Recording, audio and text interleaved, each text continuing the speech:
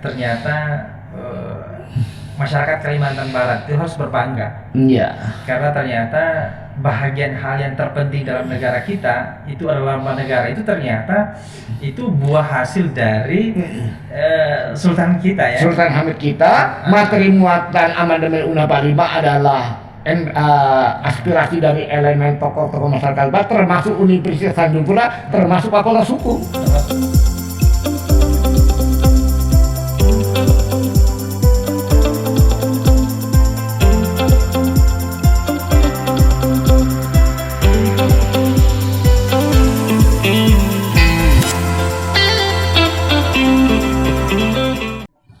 Bismillahirrahmanirrahim. Assalamualaikum warahmatullahi wabarakatuh. Salam perennial. Waalaikumsalam.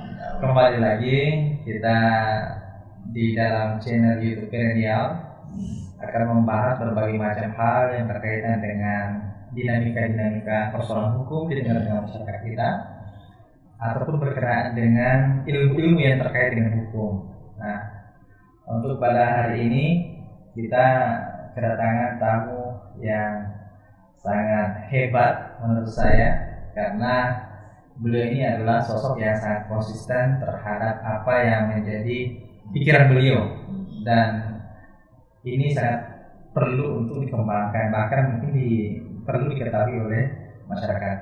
Siapakah beliau?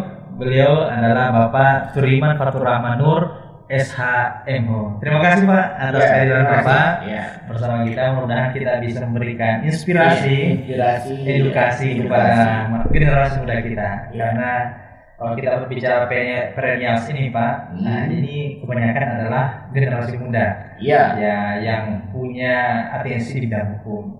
Nah, hari ini kita tidak salah menghadirkan beliau. Ada hal yang sangat substansial yang kira-kira menurut saya ini perlu untuk diberikan pemahaman edukasi kepada masyarakat kita, yaitu berkenaan dengan bagaimana lambang sejarah negara Republik Indonesia. Iya. Dan beliau ini adalah orang yang sangat expert berkenaan dengan hal tersebut. Dan kalau kita mencari referensi berkenaan dengan lambang sejarah, saya kira kita akan selalu berhadapan dengan pandangan beliau. Terima kasih Pak atas kehadirannya Pak. Iya. Nah, saya perkenalkan dulu beliau, Bapak Turiman Fatur Rahman Nur SHMH. Iya. Beliau adalah dosen bagian hukum tata negara di Fakultas Hukum Universitas Tanjung Pura. Selain beliau sebagai dosen, beliau juga adalah peneliti aktif sejarah hukum lembaga negara, hukum lambang negara Republik Indonesia. Kemudian aktif juga menulis berbagai macam artikel. Beliau juga punya blog, ya. Iya. Itu Raja Wali Garuda Pancasila. Kemudian, ini juga kelebihan beliau. Beliau juga ini aktif di YouTube. Nah, nanti boleh teman-teman ini subscribe ke YouTube beliau. Ini ada banyak informasi berkenaan dengan edukasi hukum di channel YouTube beliau. Channel YouTube-nya ini adalah Turiman Corner. Iya, sudut Turiman. Sudut Turiman. Jadi perspektif pandangan beliau terhadap berbagai macam dinamika persoalan hukum, ya. Nah, itu adalah berkenaan dengan beliau. Nah, jadi kalau kita ingin berbicara berkenaan dengan sejarah lambang negara kita, ya, beliau lah ini yang sangat expert untuk membahas hal tersebut. Bahkan ini beliau ini udah mempersiapkan dokumen berkenaan dengan lambang negara. Iya, sejarah hukum itu harus dibuktikan dengan dokumen sejaman. Beda dengan penelitian sejarah. Itu bedanya penelitian sejarah dengan penelitian sejarah hukum. Ini mulai. Oke Pak. Jadi coba mungkin sedikit Pak, mulai kita akan gambarkan kepada generasi muda kita. Sebenarnya bagaimana sih sejarah asal muasal dari lambang Garuda ini Pak? Kan yang kita ketahui itu hanya yang terpajang itu Pak. Kan mungkin langsung muncul seperti itu. Gimana sejarahnya? Jadi sebenarnya sejarah hukum lambang negara ini sudah dibicarakan ketika merancang Undang-Undang Dasar Negara RI 1945 di BPUPKI. Namun kesepakatan BPUPKI diatur dengan Undang-Undang Istimewa. Itu usulan para Harahap. Ya, waktu BPUPKI BPKI ketika merumuskan rancangan undang-undang dasar negara kita. Sehingga kalau kita lihat tanggal 18 Agustus 1945 tentang pengaturan lambang negara kan tidak muncul di undang-undang dasar karena memang kesepakatan BPKI diatur di undang-undang istimewa. Nah, kemudian kita tahu undang-undang dasar negara kita kan disahkan tanggal 18 Agustus 1945 ya. Kemudian ketatanegaraan ini berjalan ya, tahun 1947 ya dibuat sayembara. Bukan sayembara, diteliti untuk persiapan naskah akademik tentang lambang negara. Oh, berarti belum ada belum ada, belum ada, tapi sudah diteliti naskah akademiknya, bahan-bahan dasarnya. Iya. Apa hal yang cocok? Ya, waktu itu namanya Panitia Indonesia Raya. Panitia Indonesia Raya. Diketuai oleh Muhammad Yamin, wakilnya Kiai Haji Dewantara. Mengumpulkan bahan-bahan dan sampai ada disayembarakan. Nah, ya kan? Sebelum kita lanjut ini Pak, ini kayaknya ini menarik nih. Iya. Sebelum kita masuk lebih jauh, kita ingin tahu dulu kenapa sih Bapak ini punya minat untuk membahas soal itu? Karena kan kita tahu itu adalah hal yang sangat sulit ya, apalagi kita hidup di zaman itu. Ya, jadi ketika saya menjadi dosen di Fakultas Hukum Universitas Jayapura, ya, saya S1-nya di sini. Jadi Untan punya semacam surat kabar ya. Oh ya. Mimbar Untan namanya. Mimbar Untan tahun 74 tidak salah ya.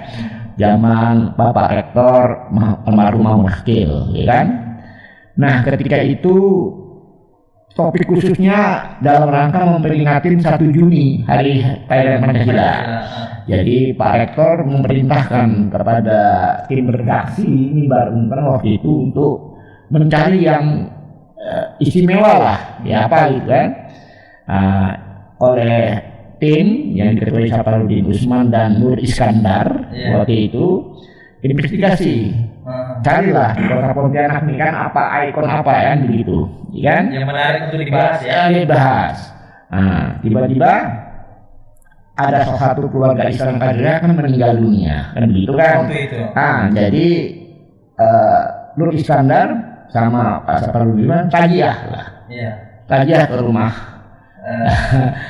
salah satu kerabat Istana Kadria ya. Nah, kemudian di rumah itu memang dia seorang kolektor dan sangat dekat dengan kerabat istana. Jadi tangan Nur Iskandar itu istilah kata orang Sunda keceluk gitu kan. Keceluk di kendi gitu kan. Sangat tajam karena laminating kan. Nah, maka ditemukan satu dokumen. Bisa saya tunjukkan dokumen ini. Nah, ditemukan ini. Ini terdapat di rumah kediaman almarhum ini. Ya, di kerabat istana ya, yang saya sebutkan. Ya. Nah, kan tajam nih. Nah, ini luar biasa temuan. Lalu dibawalah ke Pak Rektor almarhum Mahmud Akil itu. Ini harus jadi berita utama Mimbar Untan, gitu kan? 2 edisi, 1000 eksemplar. Waktu itu berwarna, harus berwarna. Jadi itu pertama kali Mimbar Untan yang hitam putih jadi berwarna. Gara-gara ini. Jadi kan membuka misteri ini. Jadi Sultan Hamid ternyata perancang lambang negara waktu itu pertanyaan. 2 edisi saya simpan. Begitulah 2 mimbar itu, reporter dari investigasi itu, tapi kan hanya ini aja yang didapatkan. Yang dijadikan dasar. Tahun 97 saya berangkat S2 UI kan. Jadi saya bekal 2 mimbar. 2 edisi. 2 edisi tersebut kan gitu. Kemudian ada tugas makalah, biasanya kan kita kalau S2 itu ada makalah, tugas kan. saya mengambil dengan Profesor Jimmy Asidiki, ya kan, Pak Jimmy, makalah tentang sejarah hukum lambang negara dari perspektif, ya kan, pendekatan hukum tata negara kan gitu. Ya, beliau tertarik angkat ini jadi tesis. Kata beliau kan itu. Langsung. Oleh Prof kan. Saya masih ingat itu, Prof. Iya Prof. Tapi pembimbing yang tepat siapa? Jangan saya. Kayaknya kan. Coba saudara konsultasi dengan Pak ini Yusuf Ijal Mahendra. Dosen hukum tata negara.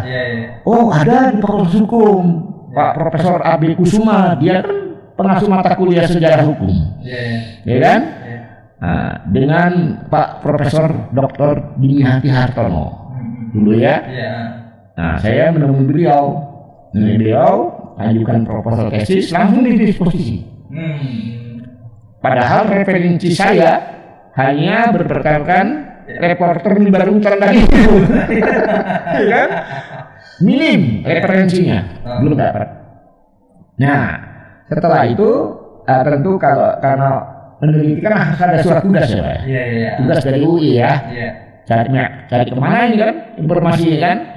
Maka waktu itu saya kejar pertama BP7, Badan Pembinaan Pengayaan Pengamalan Pancasila di dekat Istana Merdeka itu kan. Dapat surat tugas dari UI, saya wawancara dengan Ketua BP7. Ternyata di sana ada Pak Sunario namanya.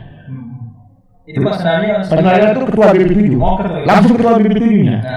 Ketua BP7-nya. Jadi beliau ternyata mengumpulkan klip-klip dan nama-nama dia. Pak Sunario pun penasaran juga siapa perancangnya begitu.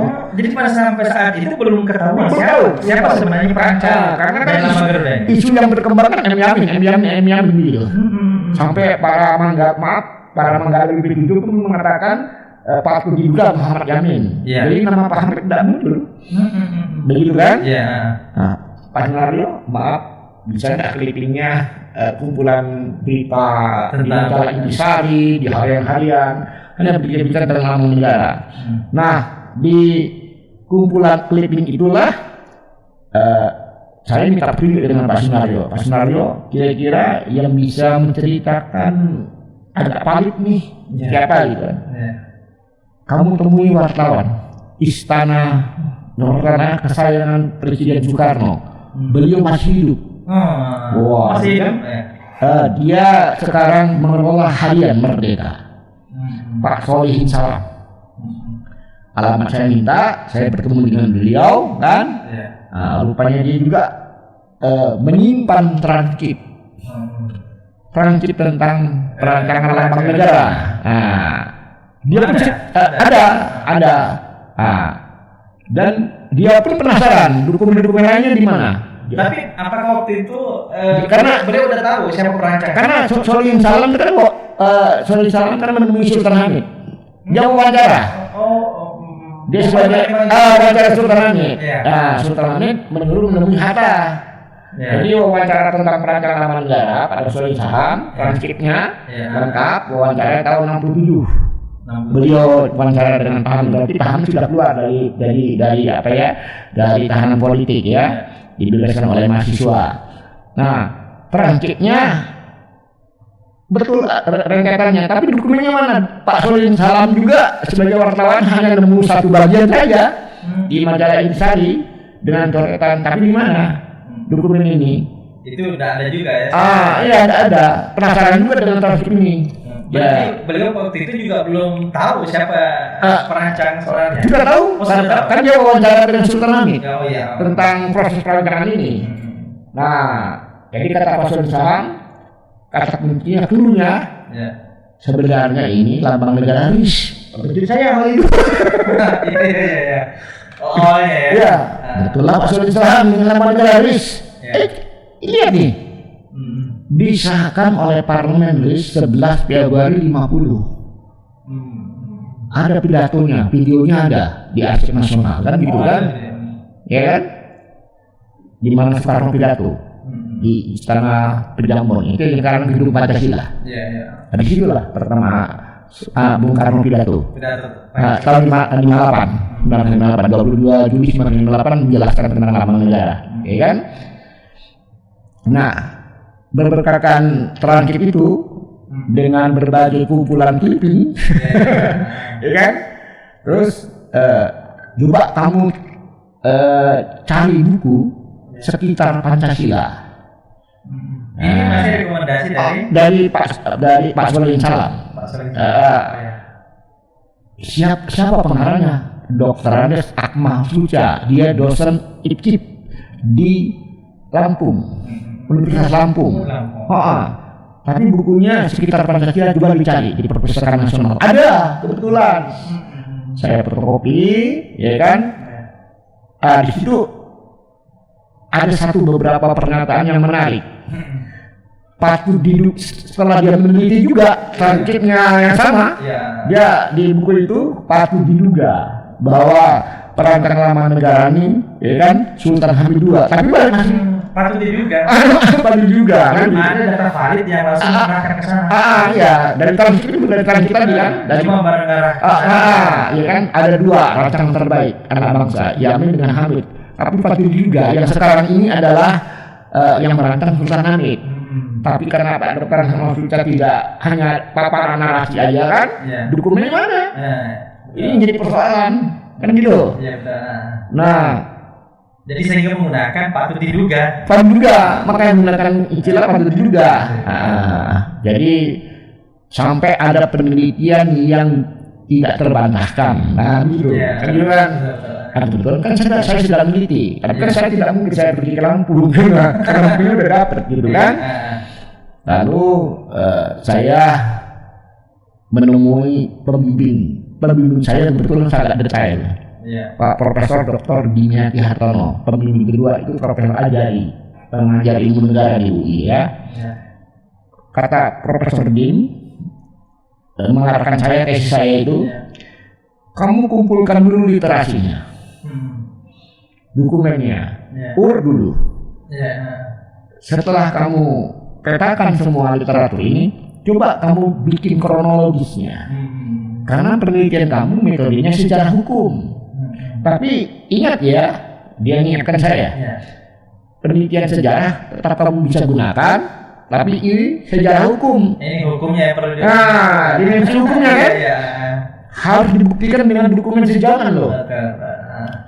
Dia memberi contoh Profesor. Sampai saya itu akhirnya bekerja di kantor beliau. Ya kan saya balik dari Salemba ke Kuningan. Kantor beliau Pak Adin itu kan di Kuningan. Kantor Dimiati Asosiasi Advokat kan gitu. Jadi saya akhirnya udahlah, kamu bekerja di sini aja katanya. Apa bekerja saya? Padahal awalnya mau meneliti, Pak. Supaya kamu nggak ngerti. Karena kamu kan dari daerah kan gitu kan, bolak-balik kan ya.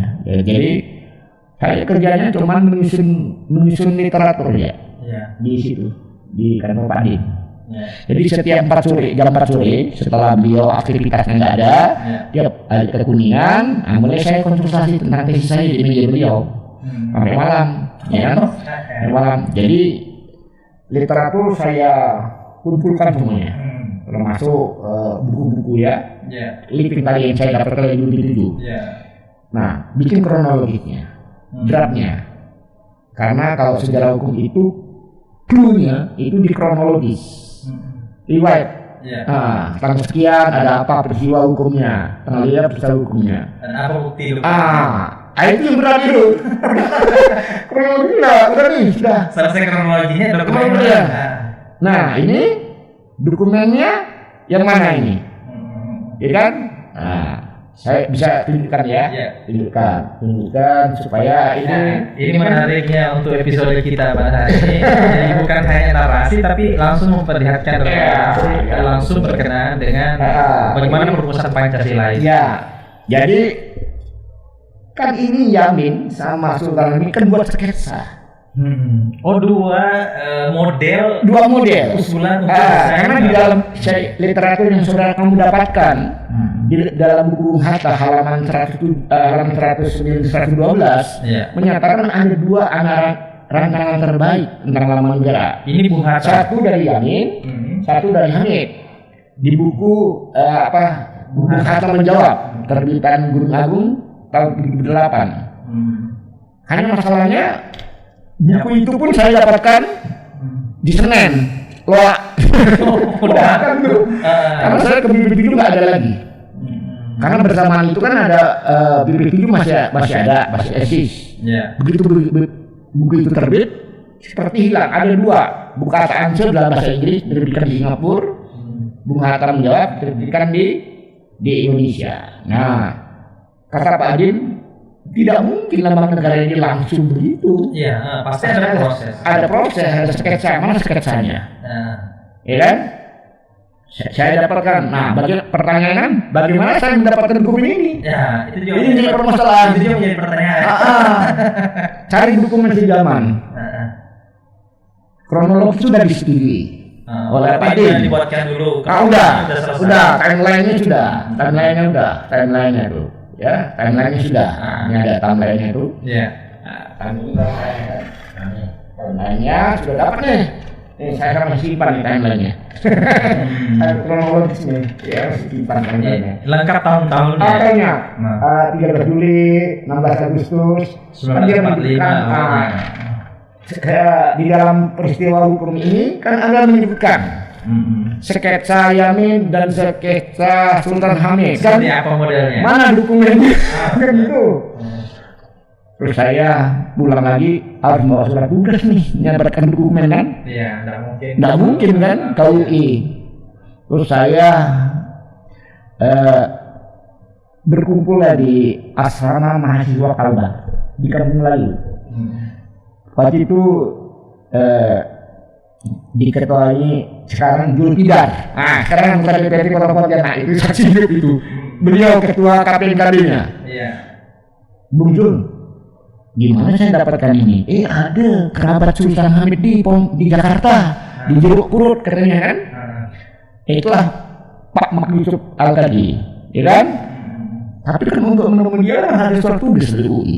Iya. Ke UI dulu Salemba, di surat tugas. Iya. Diantarkan saya lah ke Jalan Jeruk Purut menemui Mak Yusuf Al-Qadi. Nah, rupanya dokumen lambang negara ini oleh Sultan Hamid sudah diserahkan ke Haji Mas Agung di Yayasan Idayu Senen itu. Jadi ini dokumennya, ini fotonya, butuh dokumen penyerahan. Di Yayasan Sedai. Iya yang jauh. 8 Juni 1974. 74. Ya. Berarti Pak Hamid menyerahkan dokumen ini yang saya pegang ini 8 Juni 1974. Baik rancangan dari Yamin maupun rancangan dari Sultan Hamid sendiri, ya kan? Ini kalau boleh tahu Yayasan Idayu ini? Yayasan Idayu memang Mas Agung ini memang kolektor ulung sampai dengan dokumen tentang pembuatan istiqlal dia punya. Bukannya, dia nih, jadi memang diserahkan. Nah, atas usulan Pak Mak Yusuf Al-Qadi. Pertanyaannya kenapa tidak diserahkan atas nasional? Iya. Ya kan? Ya. Ini kan dokumen negara sebenarnya. Ya kan? Itu menjadi pertanyaan. Pertanyaan. Nah, jadi atas usulan Pak Mak, ya kan? Nah, kalau super kan diserahkan ke atas nasional, ya kan? Ini tidak diselamatkan dengan karena Mas Agung pertama punya mikrofilm. Satu, yang kedua Mas Agung pasti amanah. Yang punya Yayasan Idayu, dan dia di hadapan notaris Albert Lau. Ini Albert Lau. Ini Albert Lau. Ini Pak Mak, Pak Nuradi, ini Mas Agung, ini Pak Hamid menyerahkan. Lalu menulis di atas kertas. Ini kertasnya. Ya, saya baca kertasnya. Kayak RTC. Apa itu? RTC, Round Table Comprehensive. Jadi kertas di KID. Pertanyaannya, kenapa Pak Hamid harus menulis di atas kertas RTC? Round Table Comprehensive meja bundar. Itu tadi menandakan bahwa ini rencananya kan generalis. Ya kan? Ini kan kertas berharga istilahnya. Ya, di sini. Jadi Pak Hamid menyerahkan 2 buku-buku dan file lambang negara. Jadi gini, Mas Agung yang saya hormati, mudah-mudahan sumbangan pertama ini ya bermanfaat bagi negara kita yang dicintai oleh kita. Hamid. 18 Juli tahun 74. Satu kebiasaan Sultan Hamid adalah ketika dia menulis ada tanggalnya. Itu menjadi pelajaran lagi. Jadi tanda tangan 18 Juli tahun 74.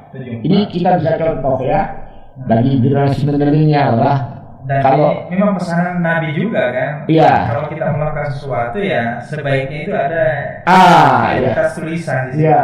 Kemudian di kedua, selanjutnya saya perintahkan saudara untuk datang ke rumah saya untuk pilih buku-buku yang saudara anggap penting bagi Idayu. Jadi buku-buku beliau itu mau disumbang ke Idayu gitu loh. Oh gitu. Nah, yang penting adalah yang diparap lagi nih, Pak Hamid. Ya. Kemudian saudara Mahagung, apakah file mengenai lambang negara kita juga dihargai? Jika iya, harap diterima. Jadi lambang negara ini harap diterima. Kata Mas Agung, baik disimpan, maka diberikanlah prosesi penyerahan. Fotonya gitu loh. Ya, jadi saya mendapatkan dokumen ini di Yayasan Idayu. Dan sekarang masih ada di sana. Sekarang Yayasan Mas Agung namanya. Oh ya, berubah ya? Berubah karena Mas Agung sudah meninggal, sekarang diteruskan oleh anaknya ke Mas Agung di Senen. Tapi masih ada ya? Toko Gunung Agung, Yayasan Mas Agung di belakang Yayasan Idayu.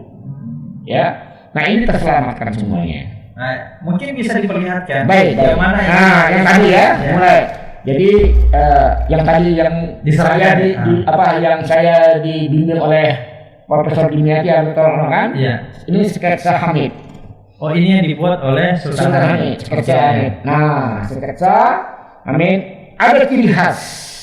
Ya. Dari sketsa Hamid ya, ada garis tebal hitam.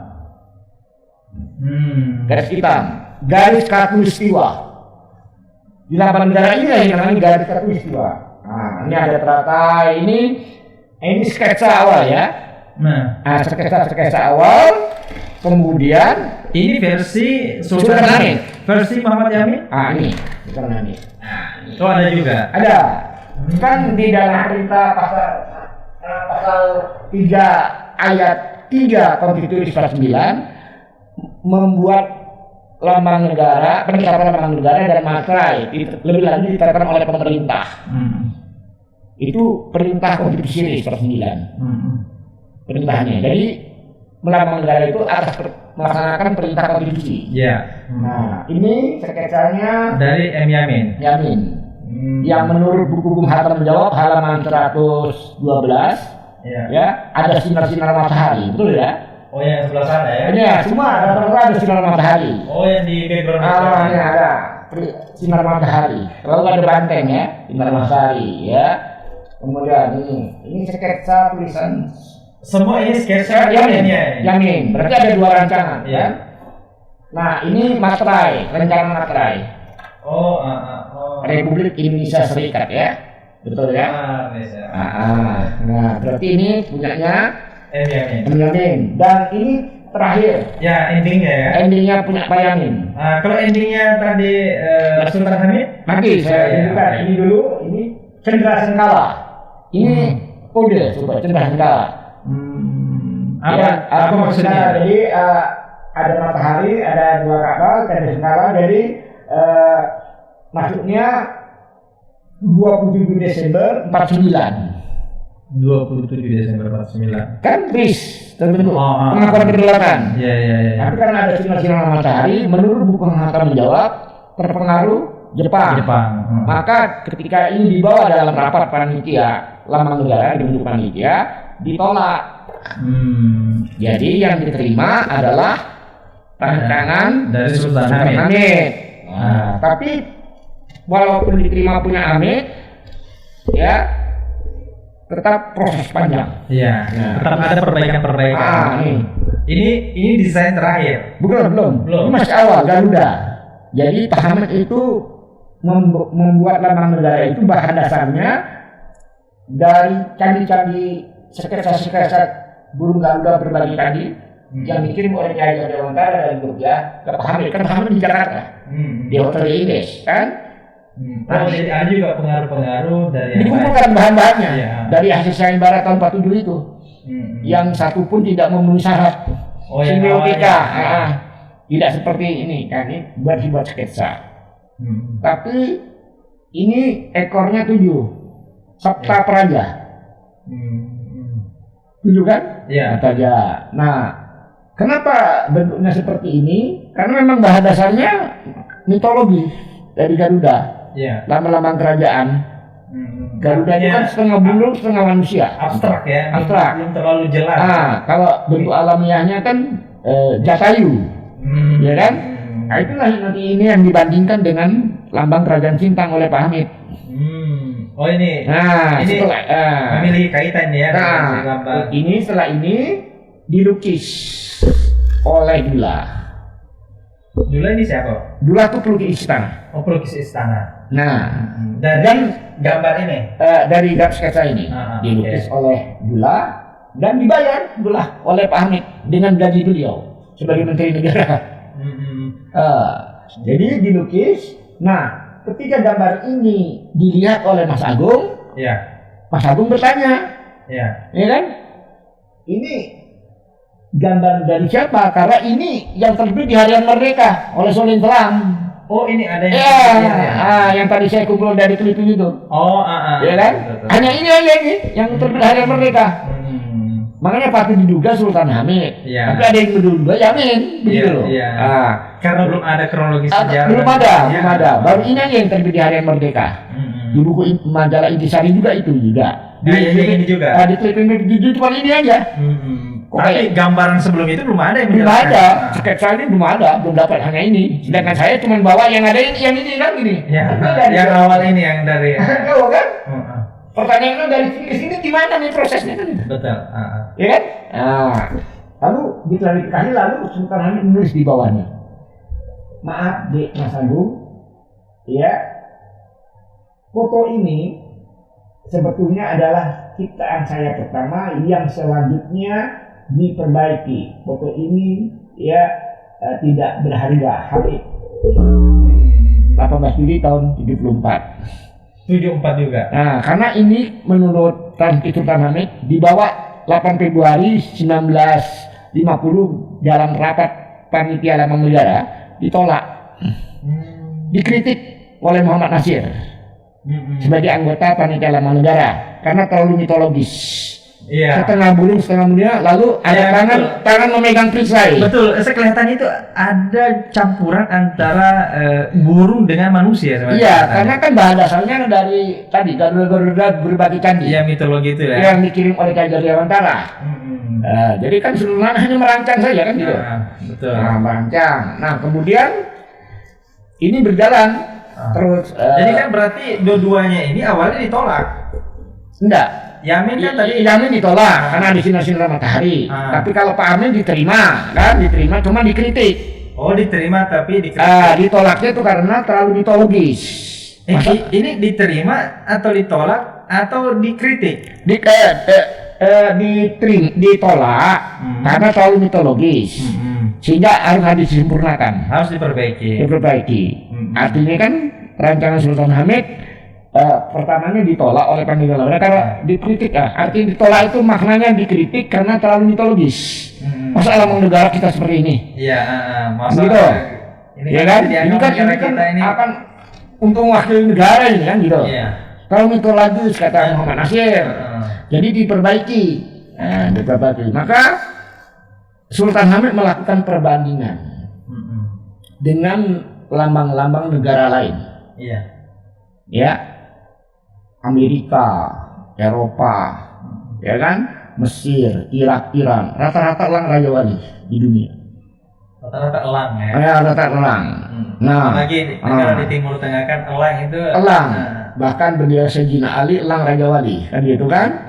Jadi akhirnya Hamid bersepakat. Ya sampai Pak Hamid itu mengundang para panglima Dayak di Hotel Besides untuk memberikan sumbangan. Burung apa? Sumbangan. Usulan saya nih dikritik oleh Muhammad Asif gitu loh. Ada yang mengusulkan lambang negara, enggak bisa terbang enggak. Elang Raja Wali, raja segala burung, elang Raja Wali, eagle. Nah, maka dibuatlah. Setelah ini diperbaiki. Nah, gundul. Tapi kakinya masih ke belakang, kepalanya gundul. Lihat gundul ya. Iya. Kepalanya gundul.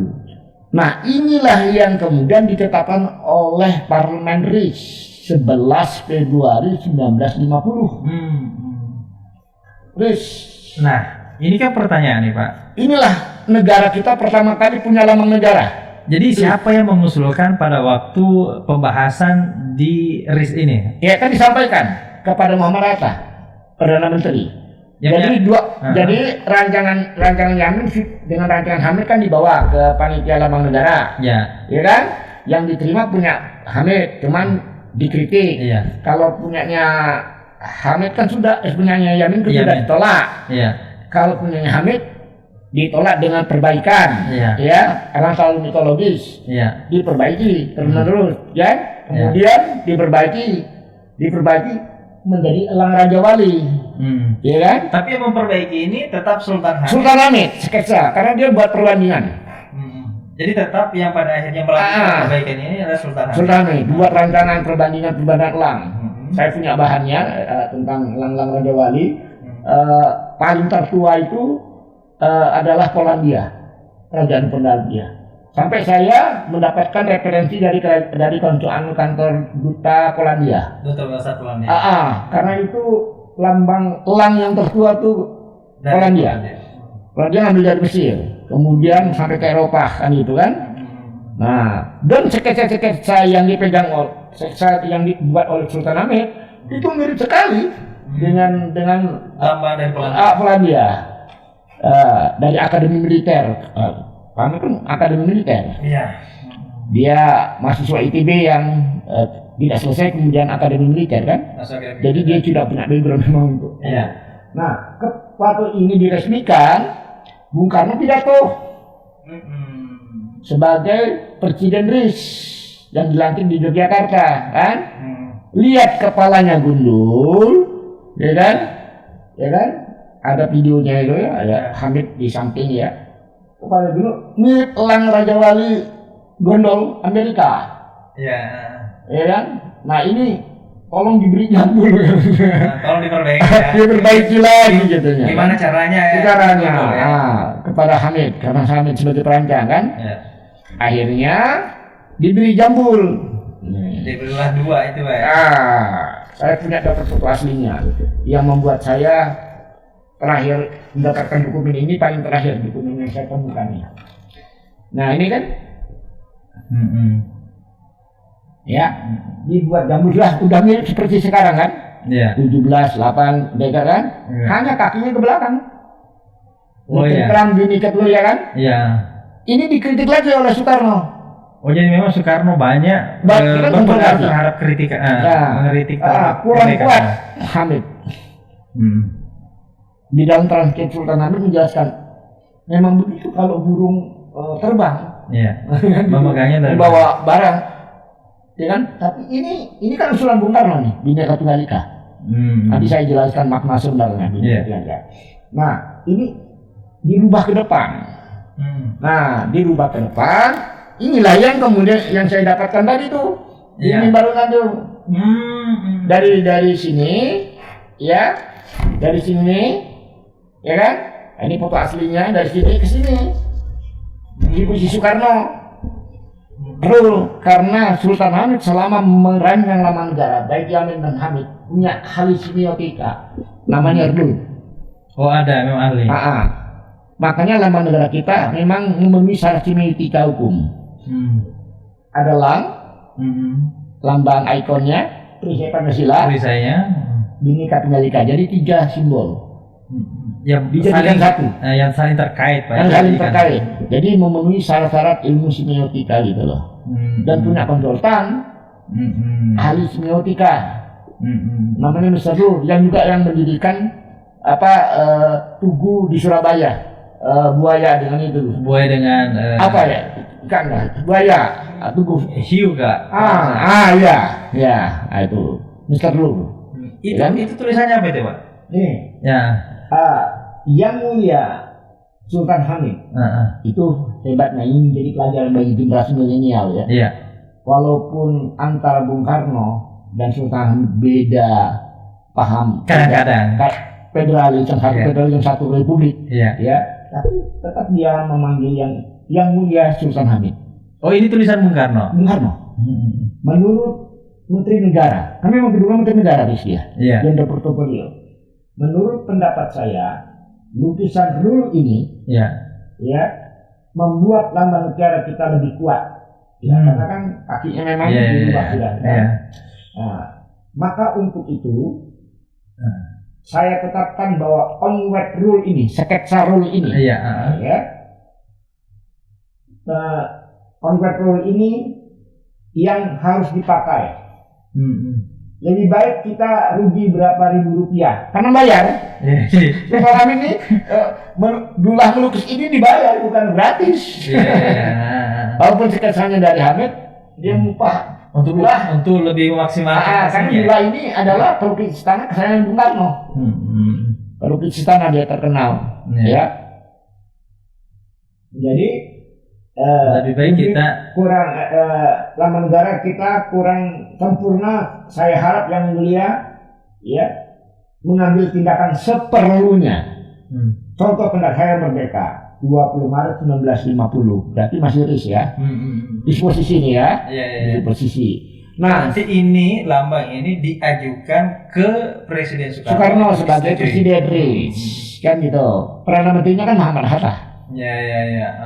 1950 masih bulan Maret nih. 2 Maret 50. Ya, masih RIS kan?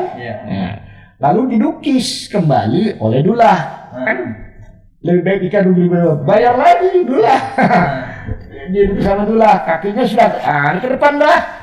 Ini loh yang sudah diperbaiki. Ini yang disebarkan ke seluruh Indonesia. Ini yang dipamerkan di Hotel Lisindes, disebarkan ke seluruh Indonesia oleh negara lukisan ini. Dan ditetapkan lukisan inilah ada warnanya, ada berwarna yang nanti kalau kita lihat ke Monas itu, itulah mencontoh ini ikonnya. Tapi apakah Sultan Hamid selesai tugasnya dengan ini? Setelah ini dilukis oleh Dullah, disebarkan ke seluruh Indonesia, Republik Indonesia Serikat, selesai? Tidak. Dibuat ukuran. Sampai sedetail itu. Lebar saya berapa, lebar ini supaya kalau orang menggambar lambang negara itu ada aturannya ini. Tidak salah lagi. Tidak salah ini. Ya kan? Ini ada foto aslinya. Ini yang diserahkan kepada Idayu, disimpan di Arsip Nasional. Inilah rancangan terakhir Sultan Hamid. Dan gambar inilah yang dilampirkan di dalam Peraturan Pemerintah Nomor 66 Tahun 1951 tentang Lambang Negara. Namun kan PP itu melaksanakan pasal 3 ayat 3 Undang-Undang Dasar 1950. Makanya waktu saya ujian tesis ditanya, ya kan, lambang negara siapa yang ada dalam lampiran PP 66? Rancangan Sultan Hamid terakhir kalinya yang diperbaiki untuk yang terakhir kalinya sesuai dengan disposisi. Nah, pertanyaannya, ya, ini yang terakhir ini siapa yang gambar? Masih pelukis istana atau ini Sultan Hamid? Secara keseluruhan? Sultan Hamid, ya sudah Hamid ini. Ya, lengkap dengan ukurannya. Dullah. Lalu dibuat ukuran. Ini Sultan Hamid.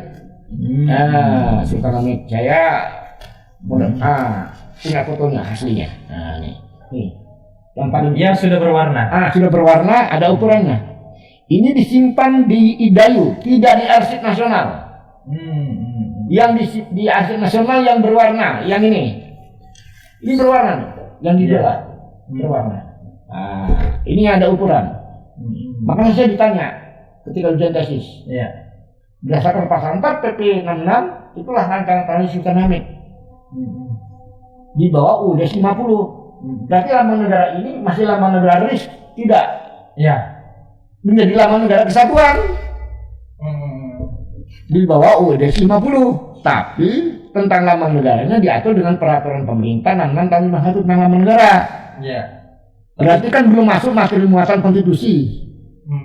Karena perintah pasal 3 ayat 3 UUD 90 tentang lambang negara diatur dengan peraturan pemerintah kan gitu. Iya, secara umum saja ya. Iya, lalu kan kita bergeser ke tata negara kita. 5 Juli 1959 kita kembali lagi ke Undang-Undang Dasar 45. Dekret Presiden, ya kan? Dekret 5 Juli ya. Diberlakukan lagi Undang-Undang Dasar yang 18 Agustus 1945 itu, kan? Yang tidak ada pengaturan tentang lambang negara dan lagu kebangsaan. Hanya 2 materi muatan yang diatur, ya, yaitu bendera dan bahasa. Kan pasal 36. Nah, penelitian saya kan selesai, tesis, kan? Kemudian kami punya agenda. Pameran pertama kali di Istana Kadriah. Waktu itu ketua panitianya almarhum Bapak Rusdi Said, SA, dosen Fakultas Hukum. Ya, dan beliau moderator, memandu narasumber 2 orang narasumber. Saya selaku peneliti sejarah hukum negara SI saya di UI, dan Pak Uun Mahdar, dosen UPB, karena dia selesai juga makalah tentang lambang negara, tapi dari sisi hak cipta. Kalau saya kan dari sisi sejarah hukum. Beda fokus, gitu kan? Kita juga pameran di situ. Nah, kemudian hasil rapat tokoh-tokoh masyarakat itu masuk tahun 2000, kita ada agenda amandemen Undang-Undang Dasar Negara Republik Indonesia 1945. Panitia ad hoc MPR, ya, itu kan di pelajaran tata negara itu ada ya.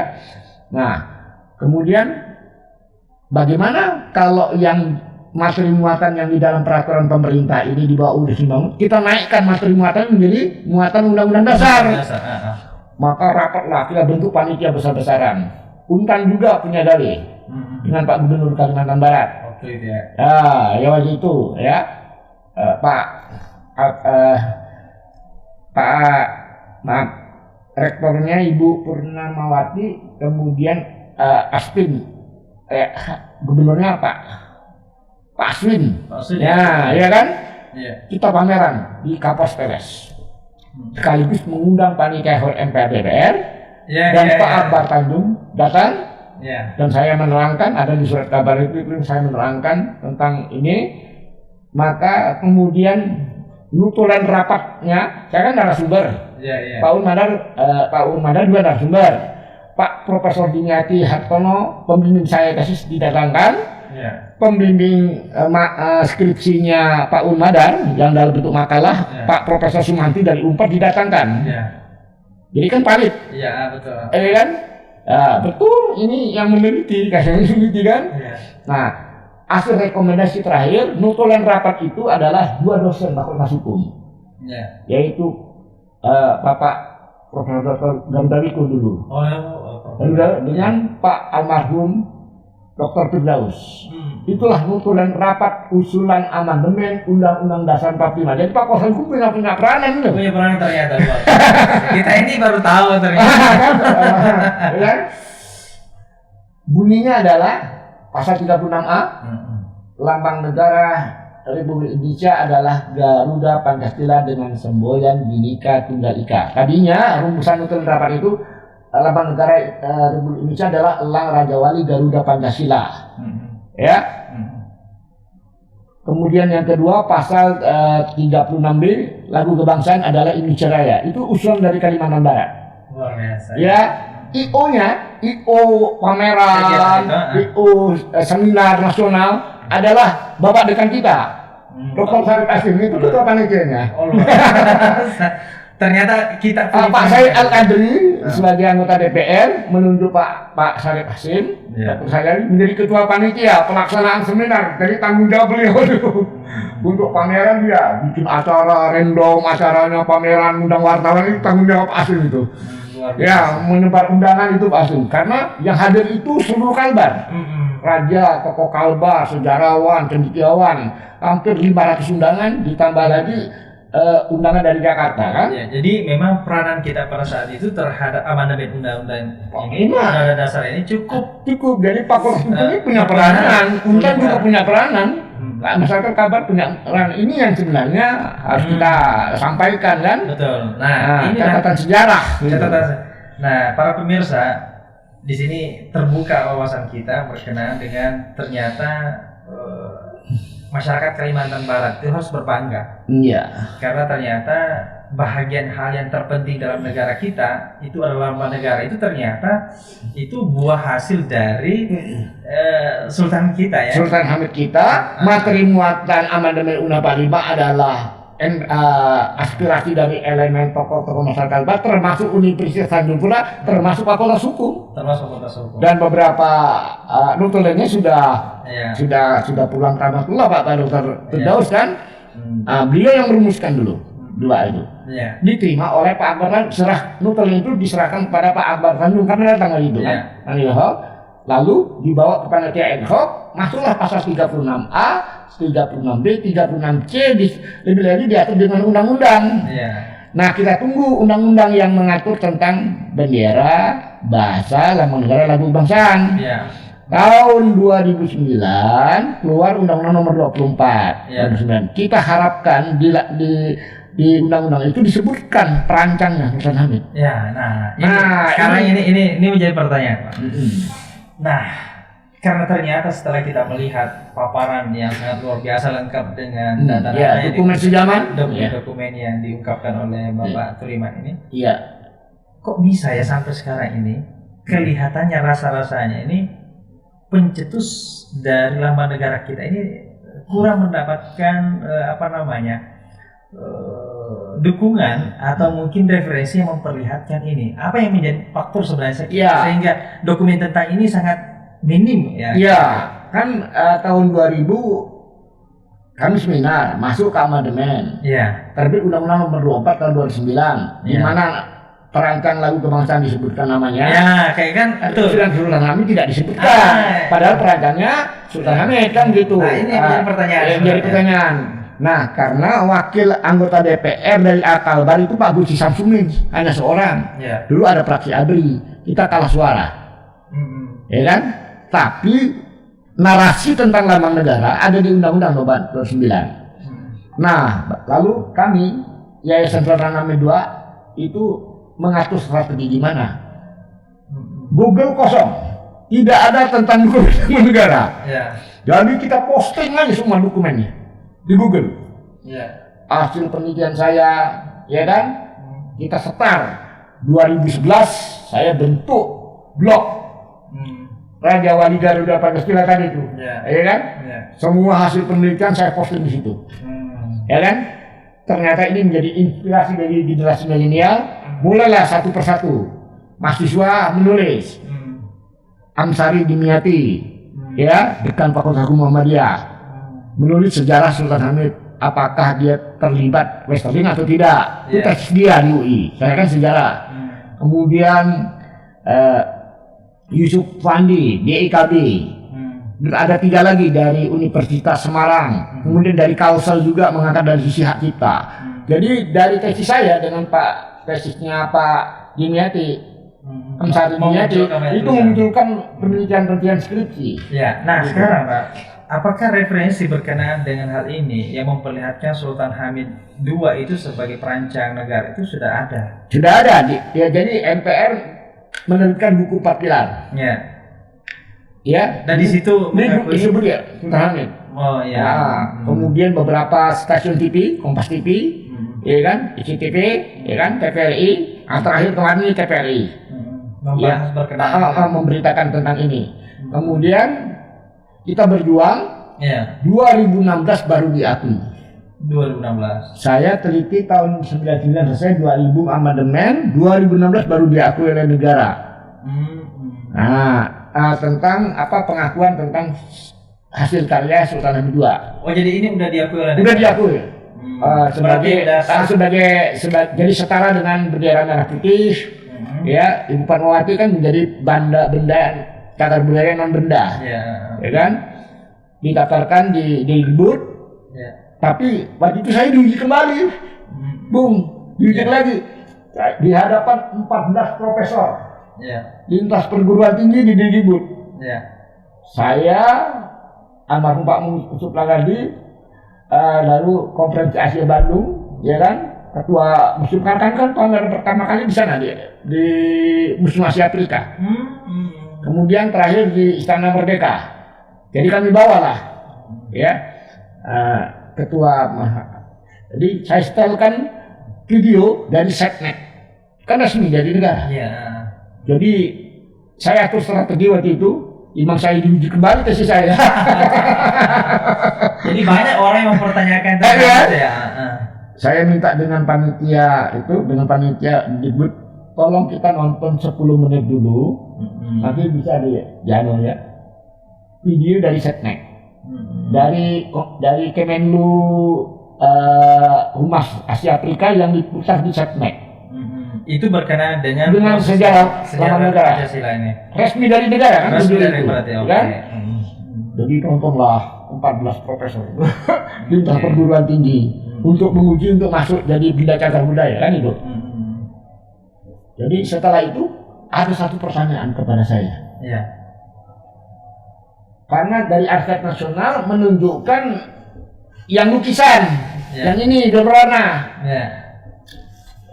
Saya tunjukkan yang ini. Iya kan? Nah, lalu para profesor dari perguruan tinggi dan Jogja nggak salah itu dari UGM. Dokumen aslinya berada di mana sekarang? Yang ini.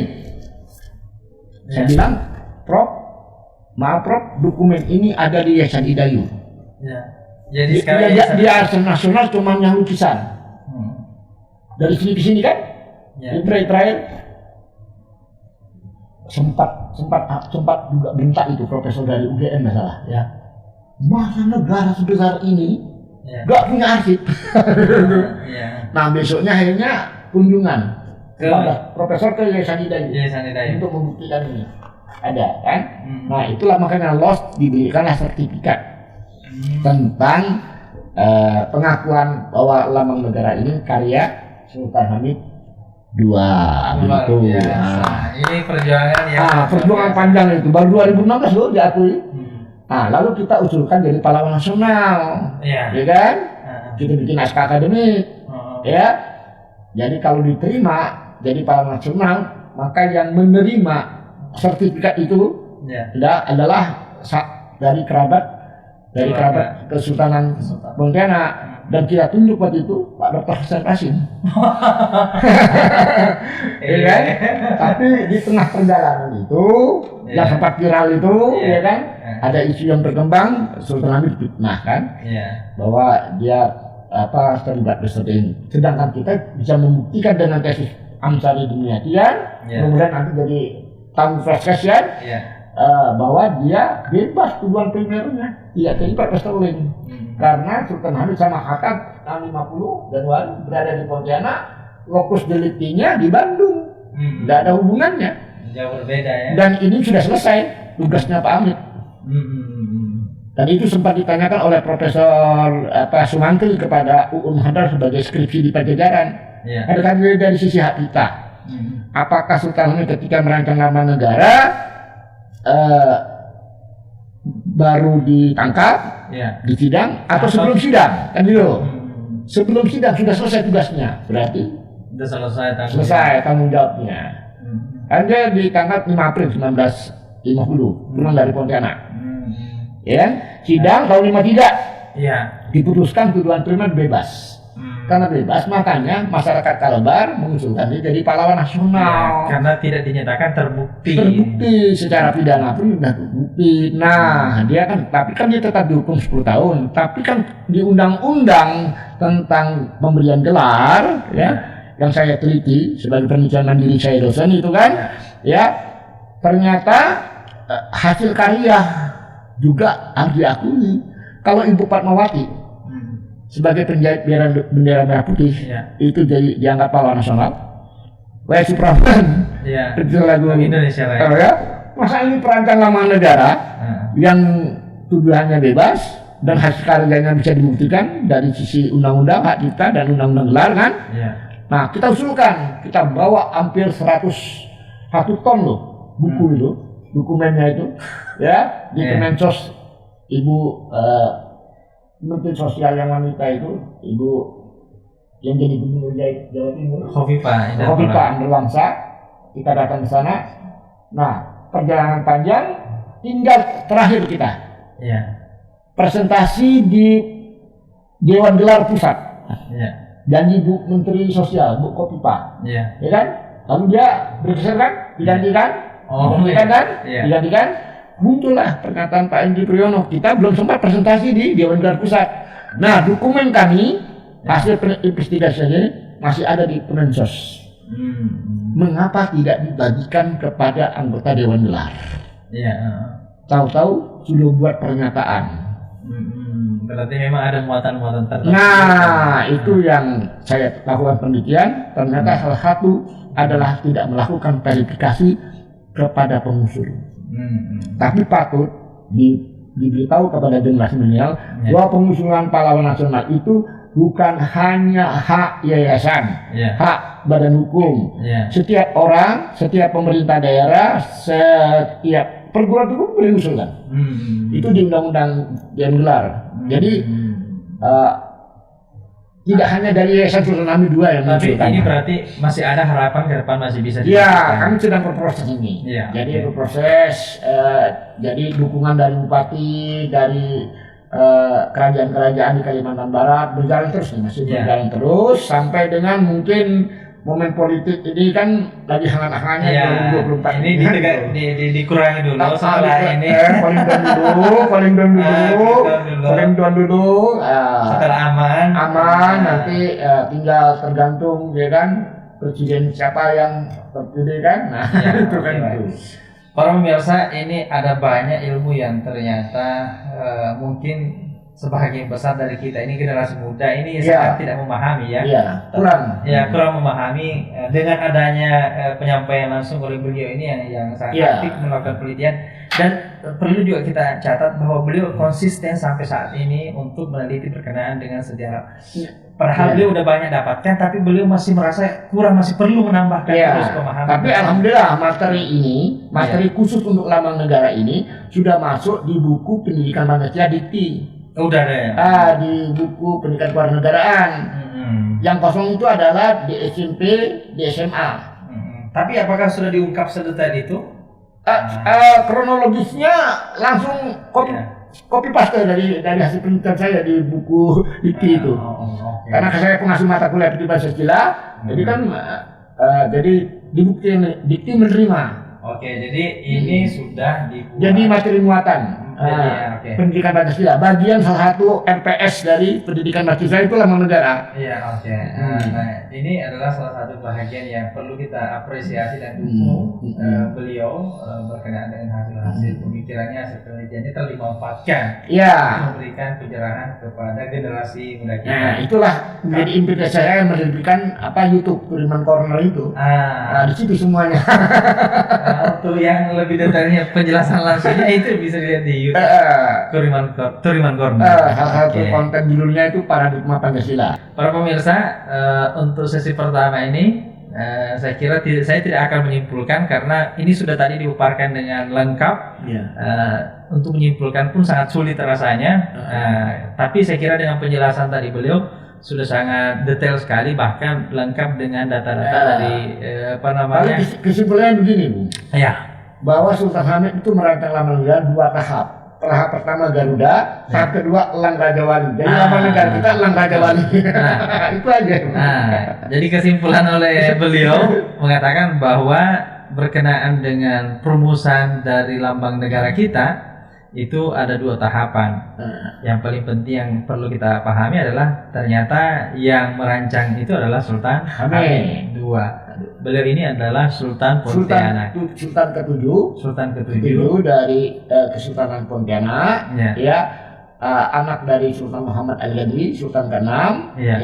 Kemudian dia kepala daerah istimewa Kalimantan Barat tahun 47. Kemudian ketua BNO ya, kemudian diplomat yang ulung dan pernah juga diplomat ulung karena dia menemui Bung Karno internasional 27 Desember 49. Kemudian dia sebagai Menteri Negara, dalam kedudukan sebagai Menteri Negara dia dipercayakan merancang lambang negara Republik Indonesia yang saat itu RIS, dan sekarang lambang negara sang perancang itu dipakai di Negara Kesatuan berdasarkan pasal 36A Undang-Undang 45 Hasil Ahmadiyah. Luar biasa. Oke, saya kira ini luar biasa sekali kalau kita berbincang dengan beliau, tak terasa. Ini udah lebih daripada sejam kita bincang untuk tahap awal. Jadi saya kira untuk pemahaman pertama yaitu berkenaan dengan Pancasila. Nah, mudah-mudahan generasi muda kita dengan memahami Pancasila menjadi penyemangat kepada kita bahwa Pancasila itu ada maknanya, bukan hanya dibuat sebagai pajangan saja, ada filosofi tertentu di balik lambang Garuda Pancasila. Nah, nanti kita akan lebih banyak memahami apa sih filosofi daripada Pancasila itu sendiri. Itu penting juga. Nah, itu kita akan bahas di episode selanjutnya dengan Bapak Terima. Dan bagaimana itu Sultan Hamid kiprahnya selama menjadi pejabat negara. Nah, itu juga nanti akan kita bahas bersama. Dan mungkin sesi yang paling terakhir ini kita rasa-rasanya aneh kalau berbicara tentang lambang negara, kemudian siapa yang merancangnya, tapi asal muasal beliau kita tidak paham. Yaitu Kalimantan Barat dan Pontianak. Nah, itu sesi ketiga yang terakhir. Saya kira untuk pertemuan kita pada hari ini cukup. Mudah-mudahan bisa memberikan pencerahan, edukasi kepada generasi muda kita. Saya tutup dengan ucapan Assalamualaikum warahmatullahi wabarakatuh. Waalaikumsalam.